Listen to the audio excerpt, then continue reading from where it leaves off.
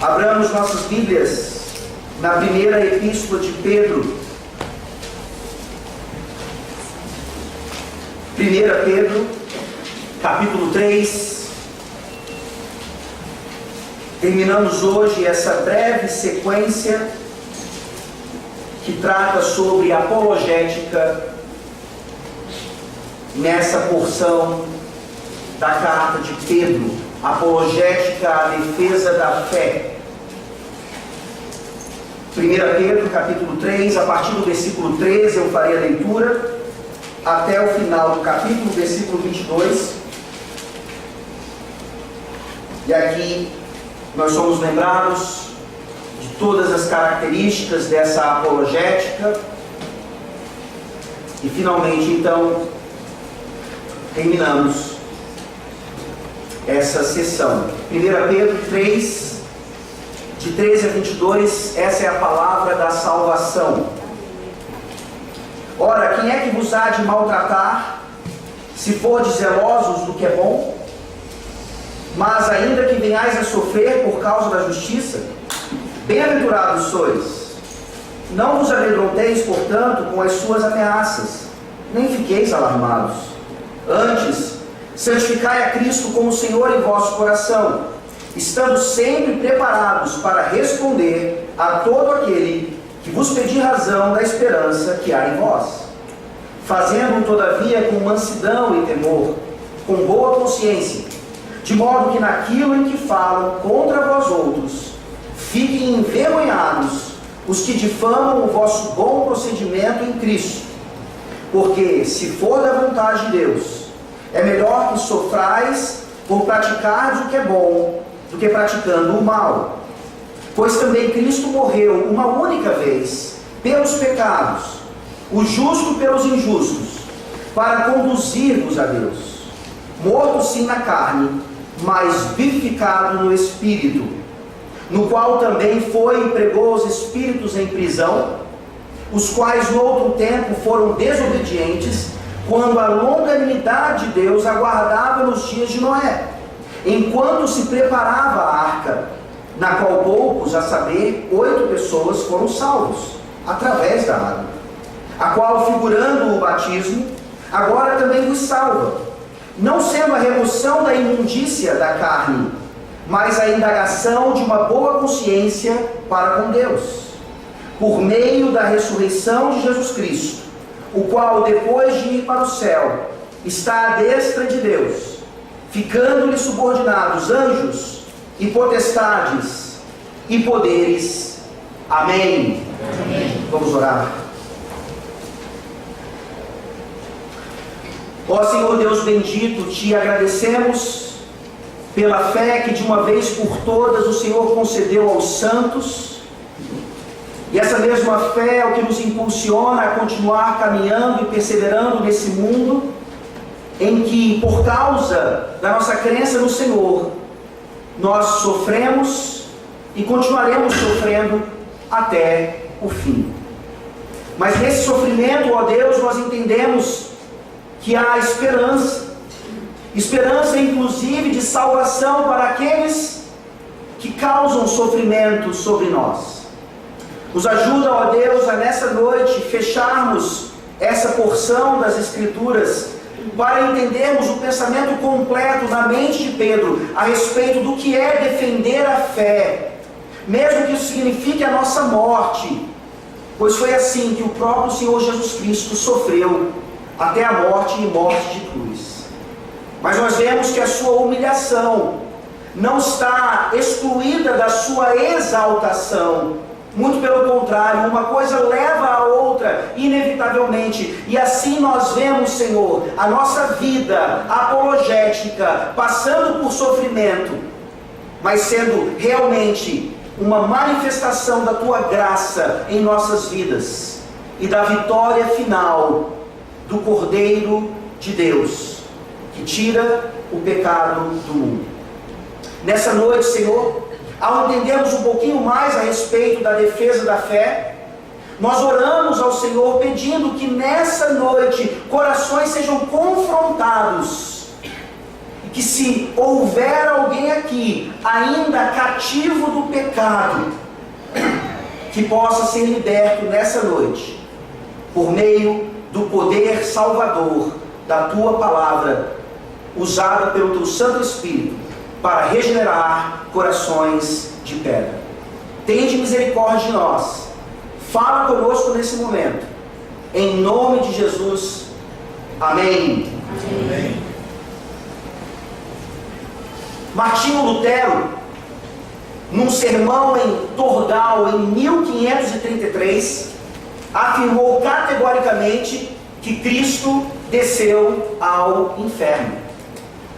A fórmula da concórdia, ou seja, a confissão de fé luterana, afirma em um de seus artigos: acreditamos simplesmente que a pessoa inteira, Deus e ser humano, desceu ao inferno após seu sepultamento, conquistou o diabo, destruiu o poder do inferno e tomou do diabo todo o seu poder. Eu fiz questão de dizer que isso vem de Martinho Lutero, que é confirmado no luteranismo, e que hoje então não é meramente um pensamento ou um ensinamento que ainda está presente em igrejas pentecostais ou carismáticas, que insistem em realizar aquela peça de teatro onde Jesus vai até o inferno, luta com o diabo e rouba alguma chave que até hoje ninguém entendeu que chave é essa. Talvez você já tenha visto essa peça, talvez você já tenha encenado essa peça, e talvez você ainda leia esse trecho das Escrituras achando que de fato Jesus Cristo, durante o seu sepultamento ou naquele momento em que ele permanece morto, ele realmente vai até o Hades ou a mansão dos mortos e faz alguma coisa ali, como nós veremos nessa noite que ele não faz. Você sabe qual é o credo apostólico? E há um momento nesse credo apostólico onde nós confirmamos a nossa fé, dizendo que nós cremos que ele desceu ao Hades, que ele desceu à mansão dos mortos em outras traduções, ou seja, que ele desceu ao inferno. Você recita isso no credo apostólico, mas você entende o que isso significa? Apologética, ou seja, defesa da fé, tem tudo a ver com a nossa compreensão daquilo que nós cremos. Nós não podemos simplesmente recitar algo sem compreender totalmente o que está acontecendo. E ao citar Lutero, então, nós percebemos a importância aqui daquilo que eu chamei anteriormente da apologética interna, ou a polêmica, que não é apenas trazer assuntos que dividem pessoas ou igrejas, mas é a forma como a teologia entende discussões dentro do arraial cristão, onde um pensa de um jeito e outro pensa de outro jeito. Principalmente em textos claramente obscuros, como esse aqui. Se eu fosse citar aqui o que os pais da igreja ensinaram a respeito desse texto, e outros homens conhecidíssimos ao longo da história, nós veríamos um leque que essa passagem aqui, interpretada por esses homens, trouxe a nós.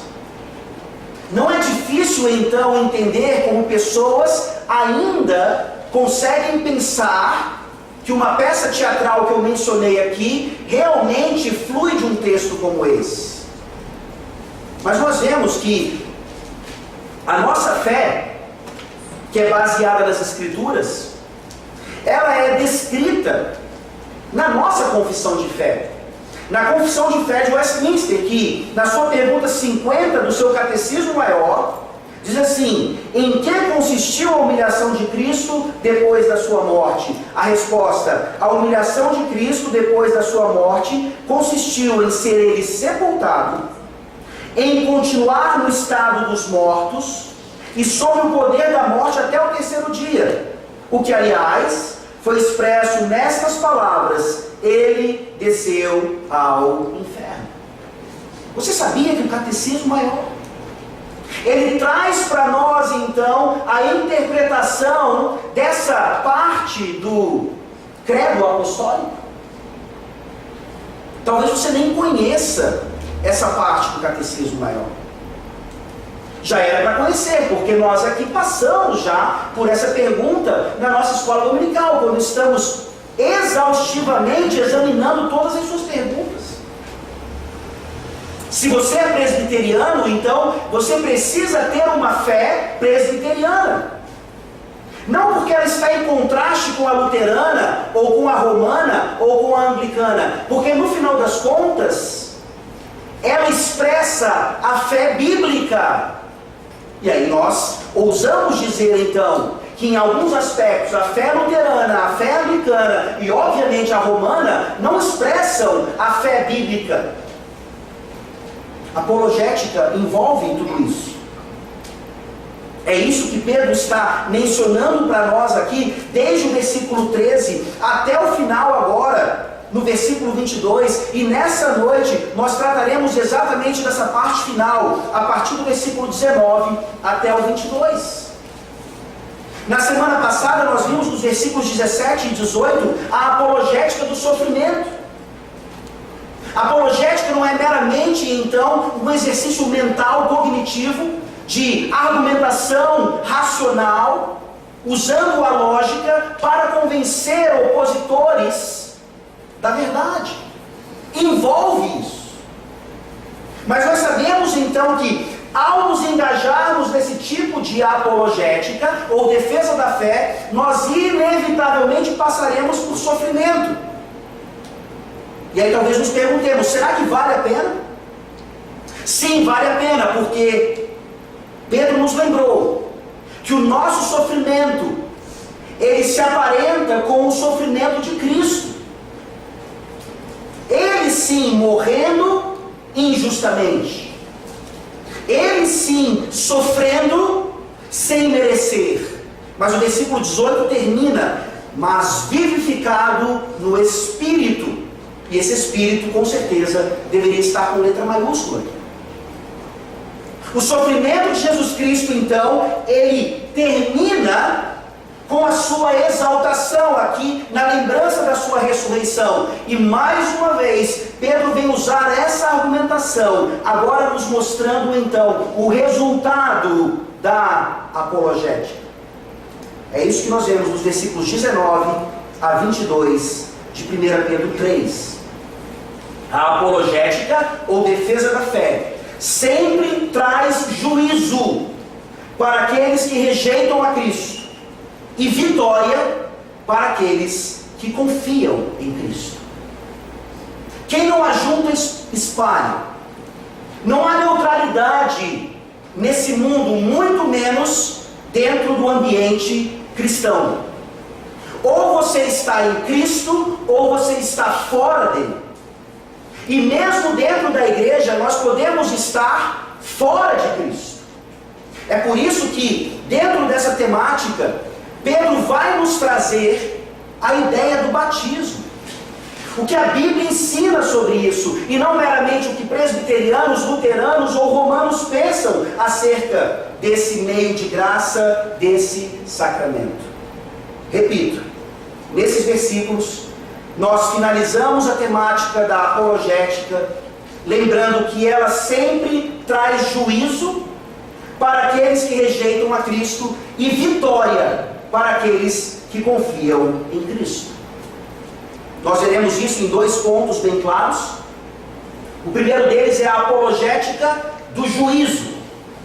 O versículo 19 e a primeira parte do versículo 20. E então nós veremos a apologética da vitória. A segunda parte do versículo 20 até o versículo 22. Que apologética do juízo é essa? Leiamos mais uma vez versículos 19 e a primeira parte do versículo 20.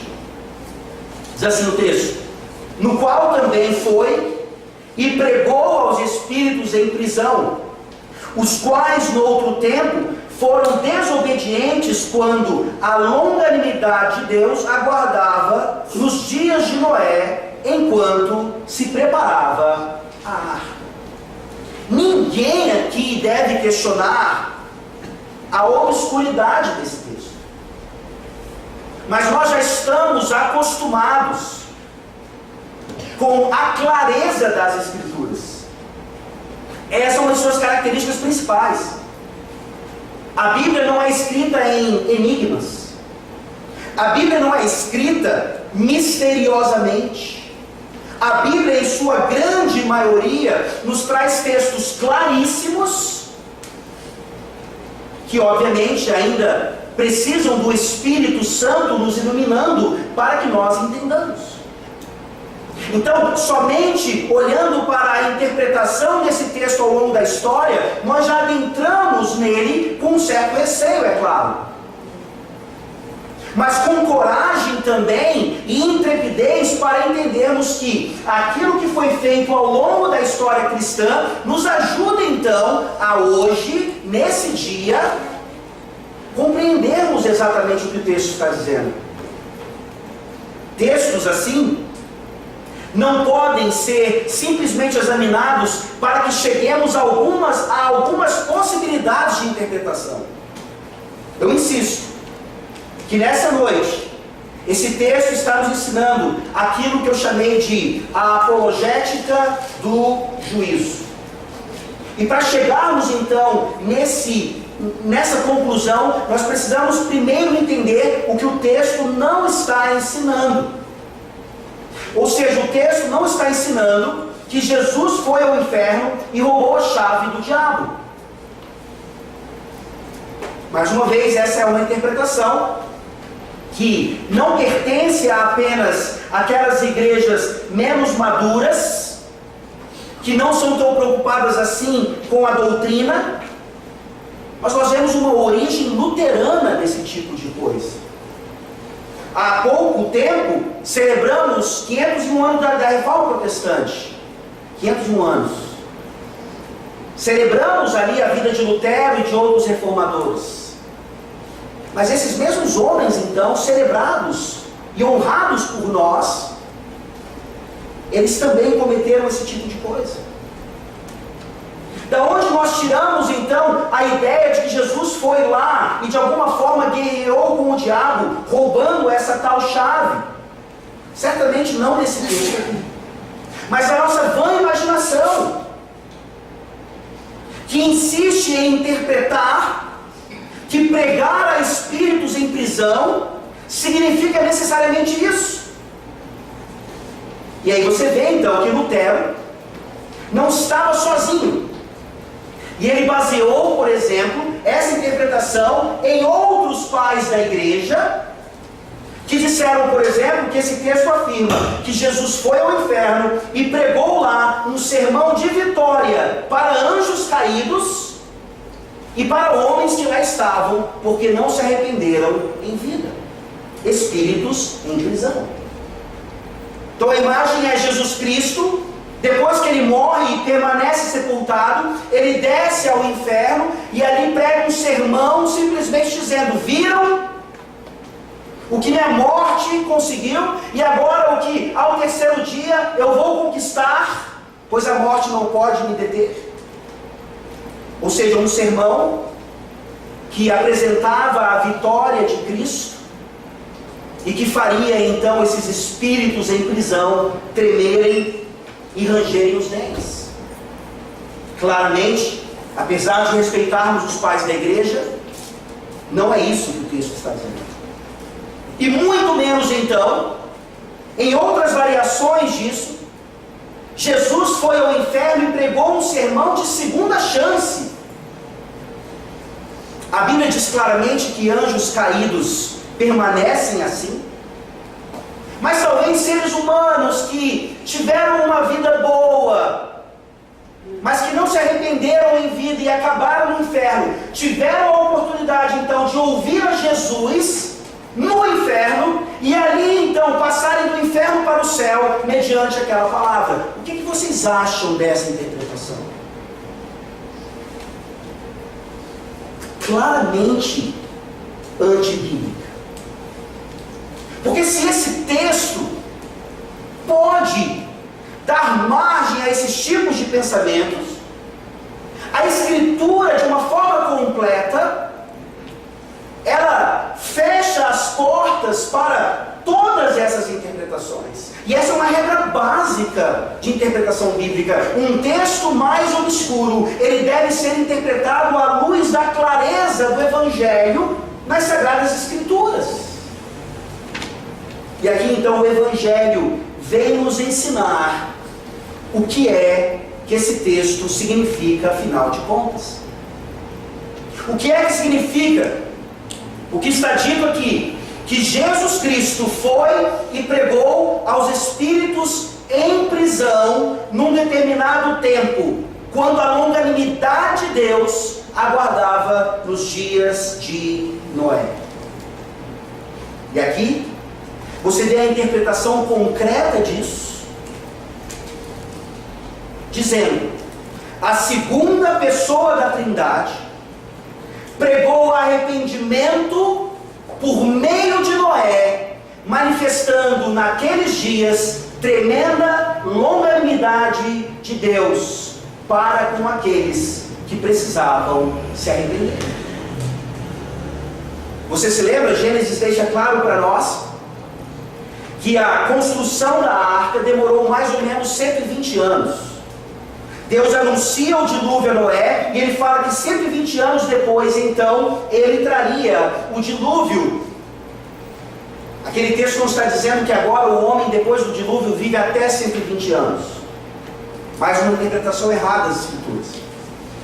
Então, durante 120 anos, esse texto está nos dizendo que a própria segunda pessoa da Trindade, enquanto se aparelhava a arca, como o texto aqui nos diz, enquanto se preparava a arca, a segunda pessoa da Trindade estava ali para aquela geração, pregando o Evangelho,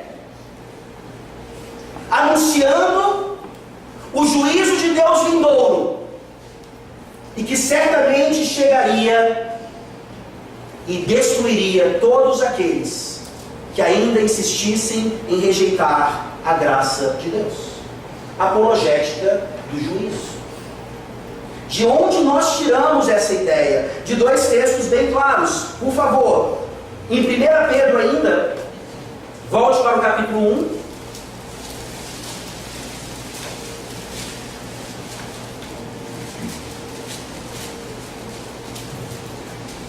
Pedro capítulo 1, versículos 10 a 12.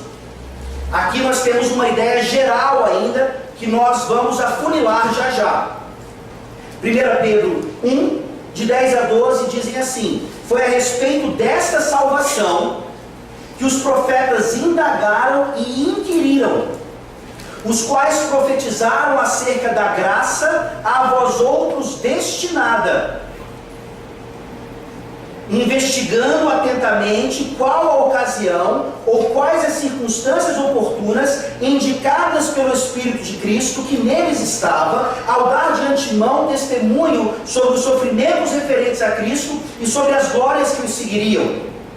A eles foi revelado que, não para si mesmos, mas para vós outros, ministravam as coisas que agora vos foram anunciadas por aqueles que pelo Espírito Santo enviado do céu vos pregaram o Evangelho, coisas essas que anjos anelam perscrutar. O mesmo verbo, pregação, pregaram, é o querigma, aquilo que só ministros separados e autorizados para isso podem e devem fazer. É o que os profetas do Antigo Testamento fizeram por meio do Espírito de Cristo, isso está claro aqui, e um desses profetas foi Noé. A inferência seria suficiente para isso. Mas nós temos um texto bem direto falando a respeito de quem Noé foi nesse sentido. Vá para 2 Pedro, capítulo 2, por favor. Como eu disse ali, alguém poderia argumentar que o Espírito de Cristo estava nos profetas, meramente para que eles pudessem então inquirir a respeito do futuro, mas não necessariamente pregar arrependimento. É claro que essa argumentação é uma insistência em não entender o texto adequadamente. Os profetas pregavam o que ia acontecer a respeito do Cristo, e isso levava então a pregação do arrependimento, para que ali, naquele tempo, o povo de Israel chegasse à salvação em Deus. 2 Pedro capítulo 2, versículos 4 e 5, dizem assim: ora, se Deus não poupou anjos quando pecaram, antes, precipitando-os no inferno, os entregou a abismos de trevas, reservando-os para juízo. E não poupou o mundo antigo, mas preservou a Noé, pregador da justiça, e mais 7 pessoas, quando fez vir o dilúvio sobre o mundo de ímpios. Qual você acha que é a raiz dessa palavra pregador? A mesma raiz que gera a palavra querigma. O verbo no grego aqui do Novo Testamento, querisso, a proclamação autoritativa da palavra, meio de graça que tem a primazia para chamar pecadores ao arrependimento. Noé não estava meramente construindo uma arca. Noé, ao construir aquela arca, com a sua vida, mas também com a sua proclamação, chamava toda aquela geração ao arrependimento. O juízo está chegando, vai chover, as comportas dos céus vão se abrir e o dilúvio vai acontecer. Apologética do juízo. Vocês conseguem imaginar Noé e seus filhos se dedicando àquela construção estranha, no meio de terra seca? Estavam distantes do mar. Como é que alguém começa a construir uma caixa? Nem se parecia com um barco, com uma embarcação. Eles não tinham a menor ideia do que era isso. Não eram navegadores. Imaginem então Noé fazendo isso, e ao mesmo tempo dizendo que isso que eles estavam fazendo era baseado na revelação de Deus para salvar todos os que crescem na palavra de Deus. Sem dúvida alguma, Noé experimentou o sofrimento, Noé experimentou escárnio, Noé experimentou zombaria, Noé experimentou aquilo que eu e você experimentamos quando manifestamos a nossa fé em Cristo Jesus. Escárnio que você recebe quando na sua universidade ou em qualquer outra circunstância você defende que Deus criou de fato o mundo e todas as coisas em 6 dias literais. Escárnio que você recebe quando você diz que vai se juntar a uma igreja de fato, porque você entende que ali, no meio daquela comunidade, Deus manifesta a salvação que Ele tem a todo aquele que se arrepende e crê em seu nome. Apologética, nos dias de Noé, assim como nos nossos, nos leva sempre a sermos tratados como obtusos, ignorantes, retrógrados, e que no final das contas não podem ter os prazeres da vida que seres humanos normais gostariam de ter. Nós fechamos então essa ideia apresentando exatamente a doutrina da pregação, que vocês conhecem muito bem, e aqui somos lembrados. Quando nós vemos que Jesus Cristo, ou melhor, a segunda pessoa da Trindade, pregou nos dias de Noé, usando o pregador Noé, a longanimidade de Deus é manifestada ali, assim como hoje ela continua sendo manifestada, porque é o mesmo Cristo, no seu ofício profético ainda, pregando por meio de ministros da palavra de arrependimento. É por isso que você está aqui nessa noite. É por isso que você veio a essa igreja, para ouvir o Evangelho, para ouvir que há um juízo vindouro, e para que nessa noite você se arrependa de uma vez por todas. Para que você entenda nas páginas da Bíblia que o dilúvio realmente aconteceu, e que Noé não era um louco. Quem foi louco no final das contas? Aqueles que permaneceram fora, que zombavam e morreram e foram destruídos. Apenas 8 foram salvos, como nós veremos em seguida. Então cabe uma pergunta aqui: será que você realmente crê que o que eu estou fazendo aqui agora não é meramente um exercício ritualístico de uma crendice qualquer? É o próprio Senhor Jesus Cristo falando conosco aos nossos corações, e o Espírito Santo nos dando exatamente o que nós precisamos para chegarmos ao arrependimento também. Não apenas ao primeiro arrependimento, como aqueles que não nasceram de novo ainda, mas ao arrependimento contínuo. Pois a unanimidade de Deus ainda está sobre aqueles que já foram regenerados. Deus é paciente conosco. Ele sabe que nós somos pó. E Ele continua insistindo, como nós vimos hoje de manhã, em nossa consagração, em nossa separação do mundo, em nossa maior vida de apologética, que traz zombaria, escárnio, preconceito e tudo aquilo que você experimenta diariamente em sua vida. Você consegue entender agora por que Pedro está trazendo esse conceito para aqueles ouvintes daquela época?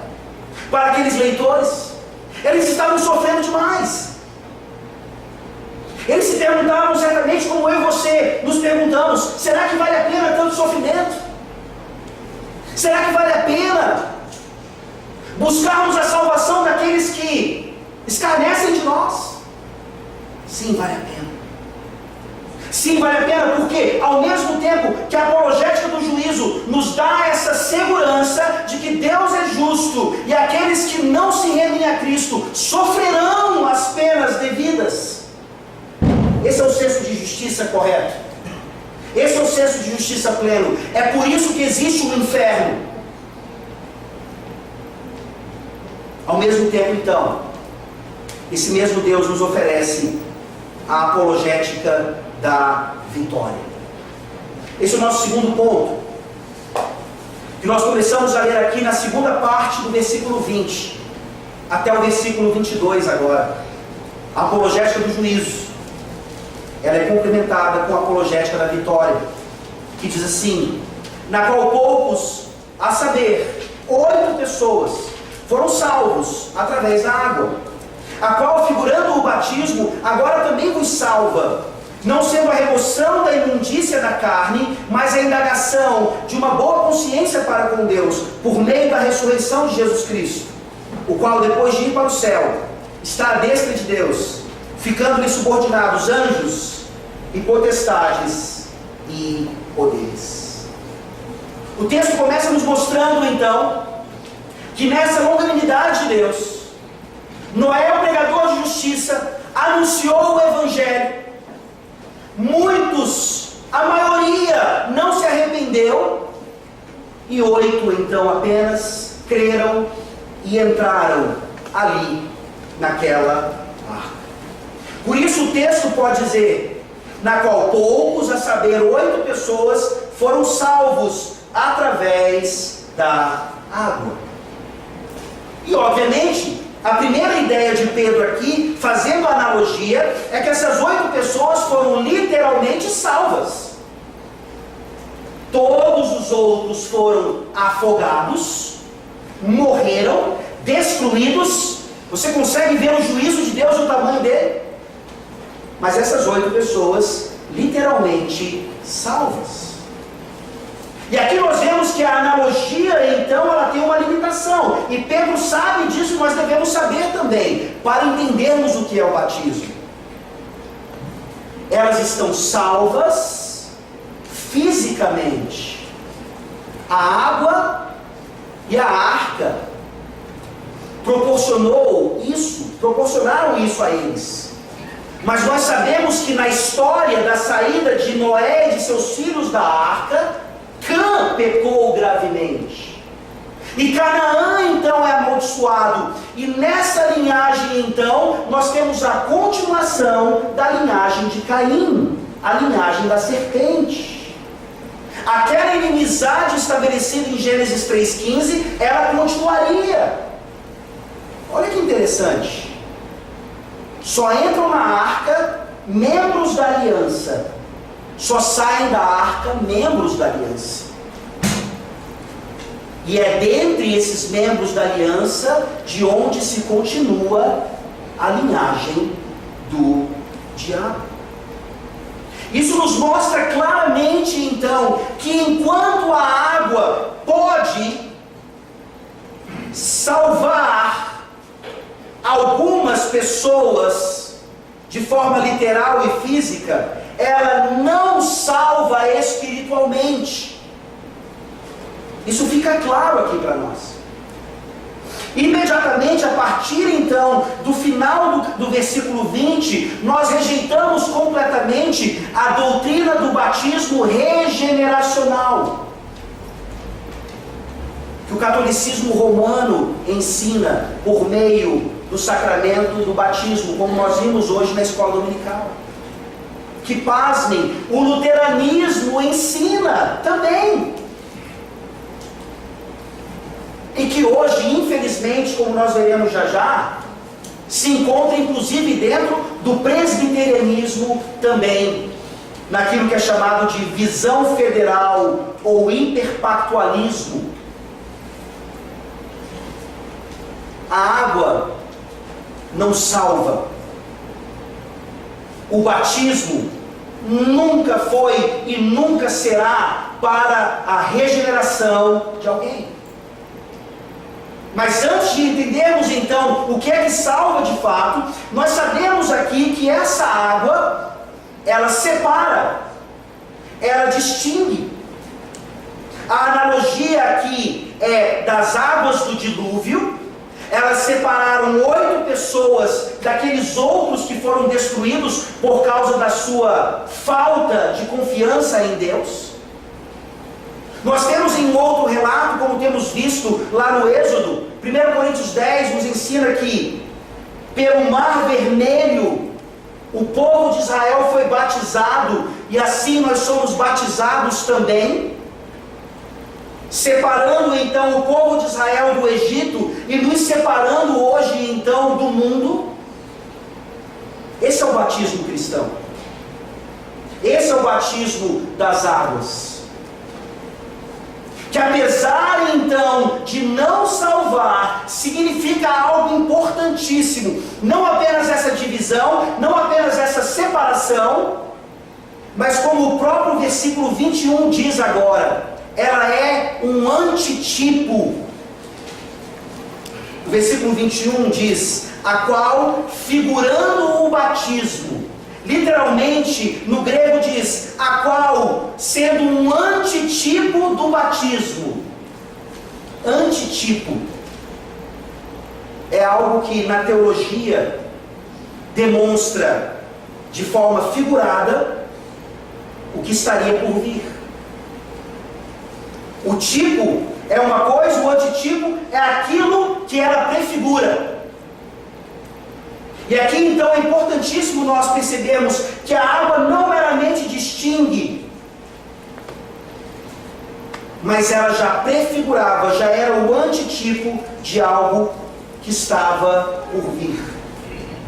Ora, se nós não entendermos isso, nós ainda usaremos esse versículo de forma errada, que diz então que esse batismo, prefigurado pela água do dilúvio, agora também vos salva.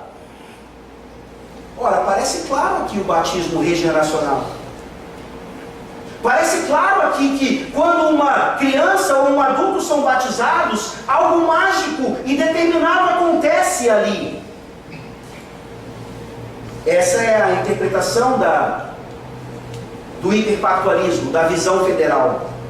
Vou citar apenas um dos teólogos, Rich Lusk, que diz o seguinte: o limiar para a união com Cristo, a nova vida no Espírito e a membresia pactual na família de Deus é realmente atravessado quando a criança é batizada. Vocês entenderam isso? O limiar da união com Cristo, nova vida no Espírito e membresia pactual é atravessado quando a criança é batizada. Ou seja, quando as águas do batismo atingem a cabeça de um ser humano, ele é automaticamente regenerado. Ele realmente pertence ali, sem qualquer dúvida, à família pactual de Deus. Não é isso que a nossa herança reformada a partir das Escrituras Sagradas ensinam a respeito do que é o batismo. Já está claro para nós então aqui que as águas não salvam. Até mesmo nessa imagem de antitipo, se a água aponta para algo, há um antitipo também em relação à arca. Pensem comigo. Quando o texto diz que eles foram salvos através da água, não diz que a água foi a razão da salvação deles, mas a água foi um meio pelo qual a verdadeira salvação se deu. É diferente. O texto está claro. A água, na verdade, era para juízo. A água, na verdade, era para separar. A água, na verdade, era o meio pelo qual a arca os salvou. Quem era a arca, meus irmãos? Que antitipo é esse? Quem é que te salva? Quem é que me salva? Quem é que salva nossos filhos? Quando esses são realmente eleitos do Senhor? É Cristo. É Ele quem salva, não é água. É Ele quem salva, não é sacramento. É Ele quem salva, não são as obras.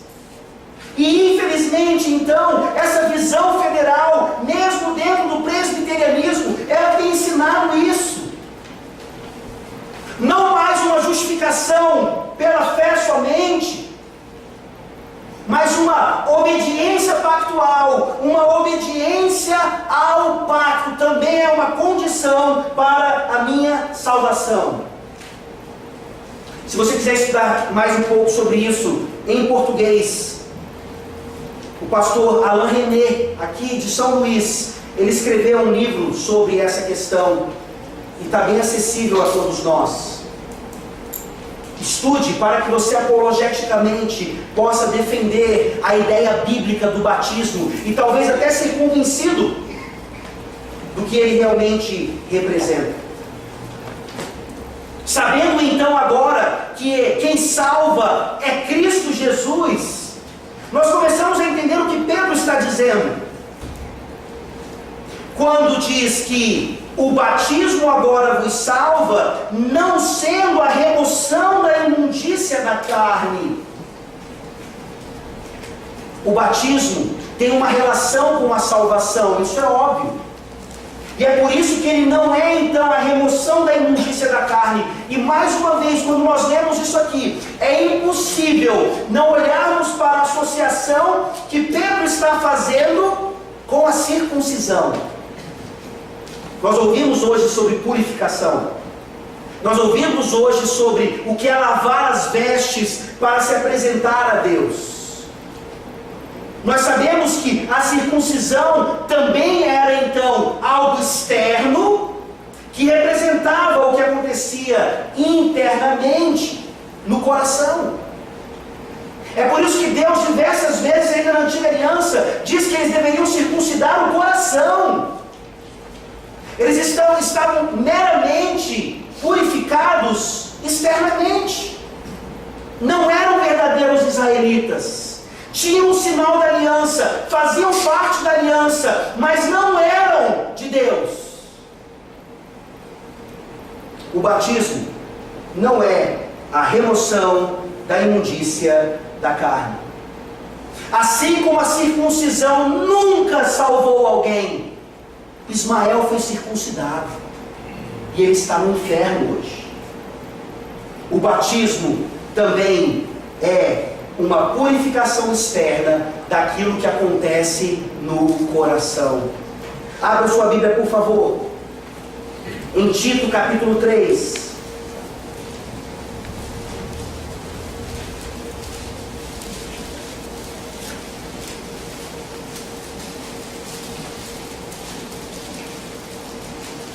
Tito, capítulo 3,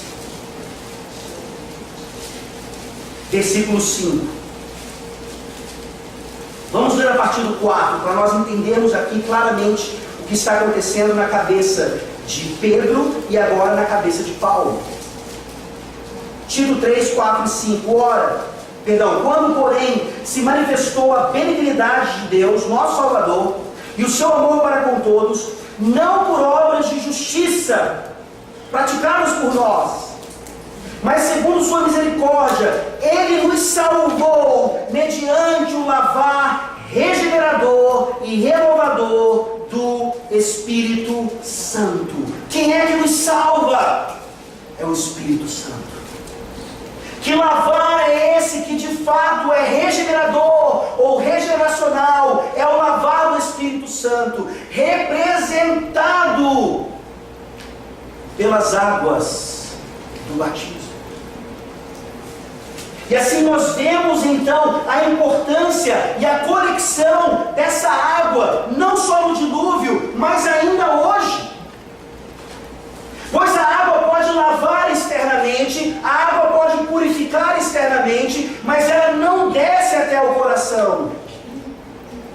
É por isso que não é a remoção da imundícia da carne, mas é o quê? A indagação de uma boa consciência para com Deus. Fantástico. O que é o batismo?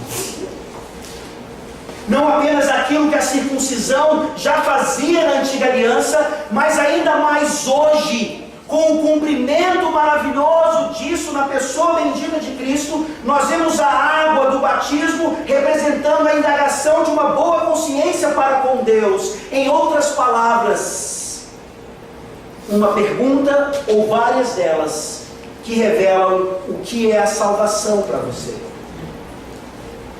Vocês ficariam pasmos quando, em entrevistas para a recepção de novos membros, o conselho pergunta de forma tão simples: por que é que você deve entrar no céu? E muitas pessoas respondem: porque eu pratico boas obras, porque eu nunca matei ninguém, porque eu sou fiel ao meu cônjuge,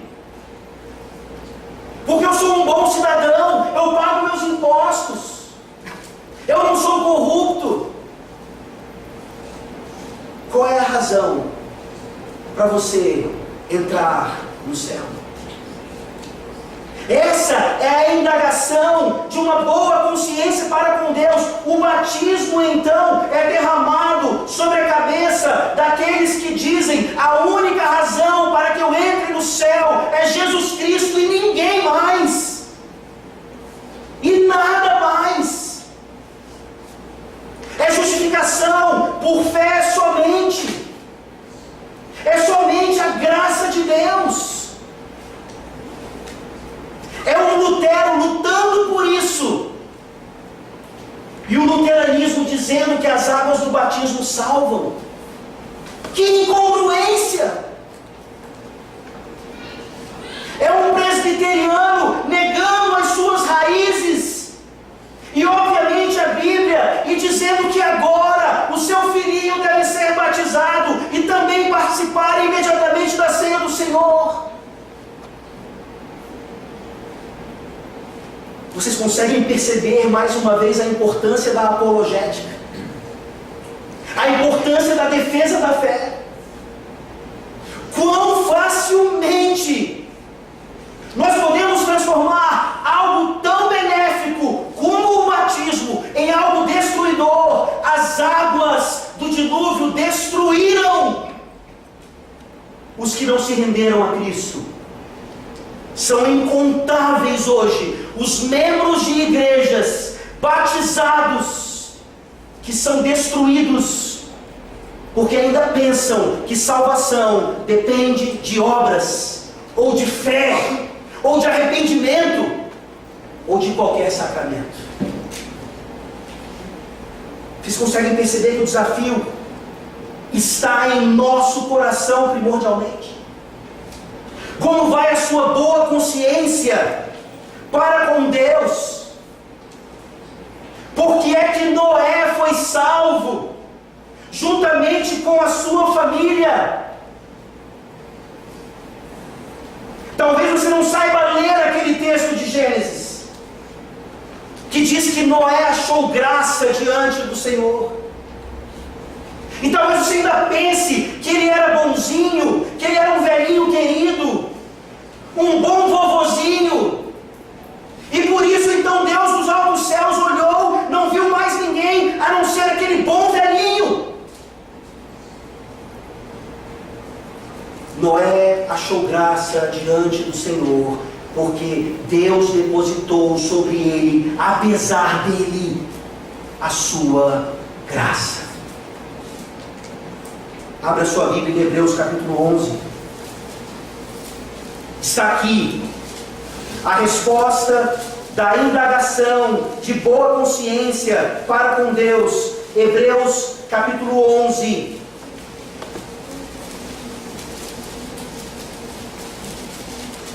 Vamos ler os versículos 6 e 7.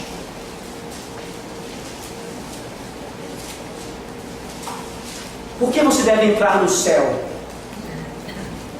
Hebreus 11, de 6 a 7 dizem assim: de fato, sem fé é impossível agradar a Deus, porquanto é necessário que aquele que se aproxima de Deus creia que Ele existe, e que se torna galardoador dos que o buscam. Pela fé, Noé, divinamente instruído acerca dos acontecimentos que ainda não se viam, e sendo temente a Deus, aparelhou uma arca para a salvação de sua casa, pela qual condenou o mundo e se tornou herdeiro da justiça que vem da fé. Aqueles que acham graça diante do Senhor podem ter a confiança e a convicção de que a salvação é para a sua casa. Nós vimos hoje de manhã isso. Quando nós, graças a Deus, entendemos então por que é que derramamos água sobre os nossos filhinhos que não têm a menor ideia do que está acontecendo ali. Porque nós, enquanto pais da aliança, também somos indagados da nossa boa consciência para com Deus. E por meio desses votos, então, por meio da nossa fé, os nossos filhos recebem o sinal da aliança e são treinados e preparados para um dia, então, com suas próprias pernas, professarem essa mesma fé. E assim, tendo já recebido o sinal da aliança, apenas confirmarem essa fé e receberem agora o segundo sacramento, a ceia do Senhor. Essa é a nossa herança. Não precisamos complicá-la, nem confundi-la, nem acharmos então que hoje podemos ficar distantes de tudo aquilo que temos aprendido à luz das Escrituras. E é claro que na apologética nós estamos desafiando, em última instância, a Satanás.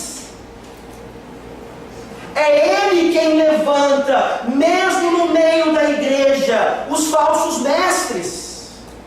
Eles precisam ser combatidos. Mas mais perigosamente ainda, é o próprio Satanás, usando mestres verdadeiros, regenerados, que podem ensinar conceitos errados, não bíblicos. E é por isso que Jesus diz para Pedro: arreda Satanás, porque cogitas das coisas dos homens e não de Deus. Cristo diz para Lutero, quando Lutero afirma que ele foi ao inferno de fato, arreda-te, Satanás. Ele fala para mim e para você nessa noite, quando nós olhamos para as Escrituras e as interpretamos de forma errada, arreda-te, Satanás. É isso que você quer ouvir do Senhor?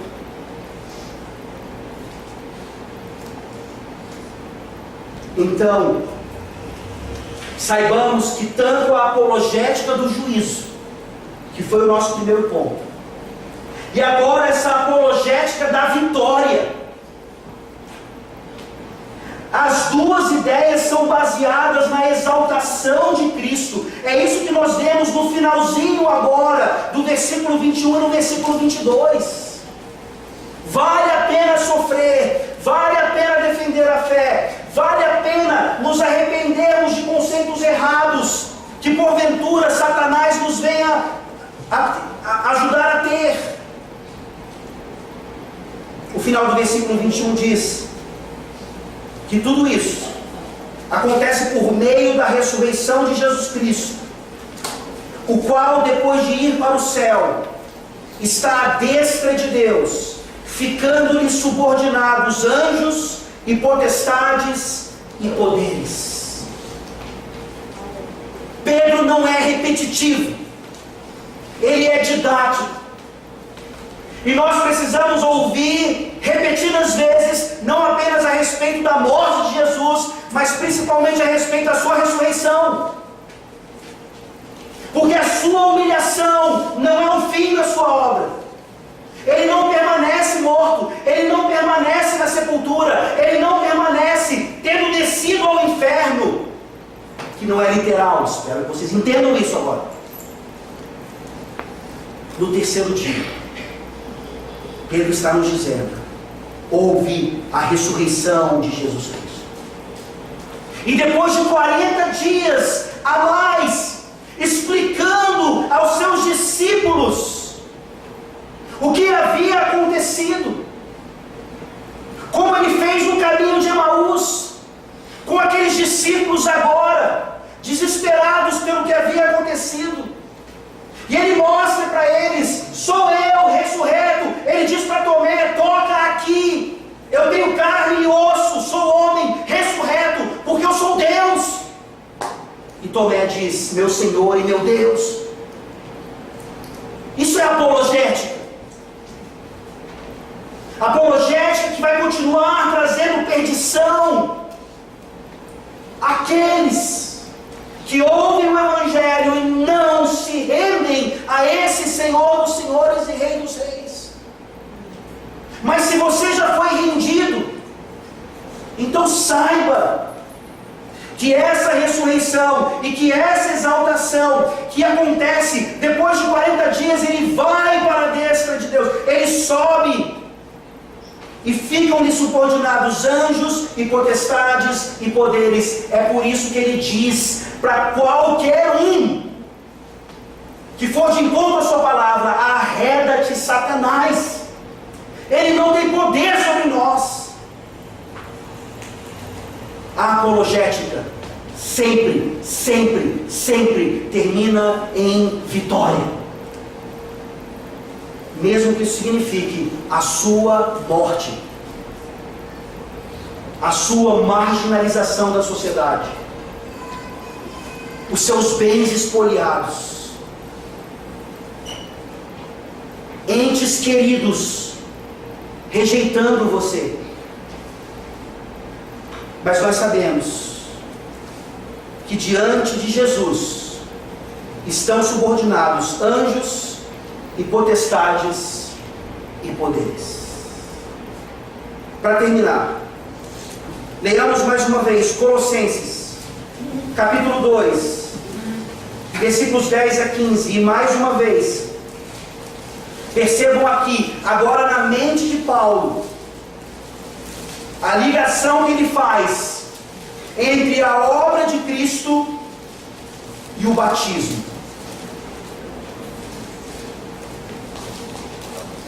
E entendamos de uma vez por todas. Qual é a relação desse batismo? Agora na nova aliança, um batismo nas águas com a nossa salvação.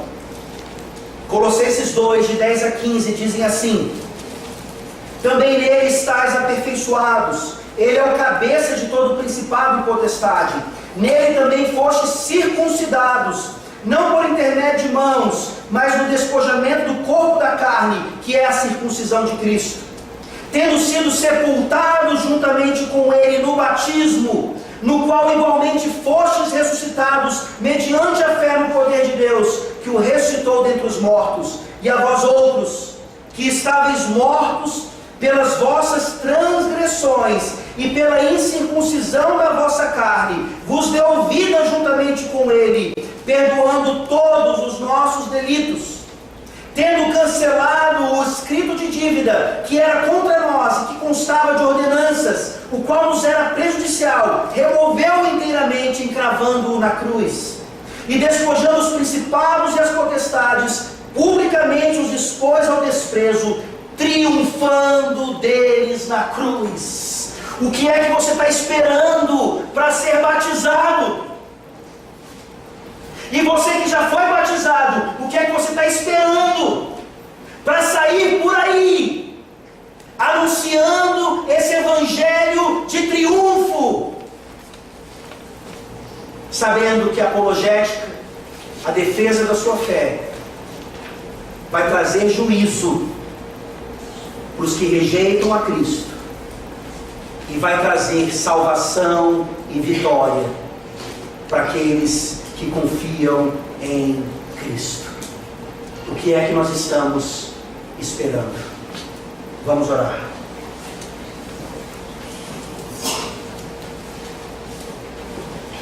Ó Deus bendito, obrigado, porque na figura do batismo nós morremos com Cristo e com Ele ressuscitamos.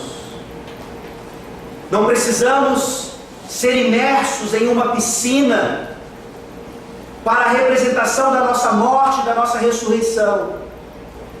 Mas nós cremos, ó Deus, que a salvação vem do Senhor e somente do Senhor. Por isso pouca água é mais do que suficiente para nos mostrar ainda mais poderosamente o que as águas do dilúvio fizeram naqueles dias. Por meio da água houve juízo e separação, e por meio da água, por causa da arca que prefigurava Cristo, a casa de Noé foi salva. Ó Senhor, tende misericórdia dos nossos filhinhos, que eles possam ouvir mensagens assim e entender o privilégio que eles têm de já terem sido batizados, mas a responsabilidade ainda maior que eles têm de um dia professarem a sua fé, essa mesma fé que Noé professou, construindo uma arca, sendo zombado por isso, e ao mesmo tempo sendo chamado pregador de justiça. Obrigado, porque por meio de pregadores, o Senhor Jesus Cristo falou aos nossos corações. Nós estamos aqui nessa noite, clamando ao Senhor, que nos dê oportunidades de defender a nossa fé, para a salvação daqueles que ainda insistem em não se arrepender. Livre-os, ó Deus, do juízo vindouro, e nos ajuda a sermos mais fiéis à Tua Santa Palavra. Em nome de Jesus. Amém.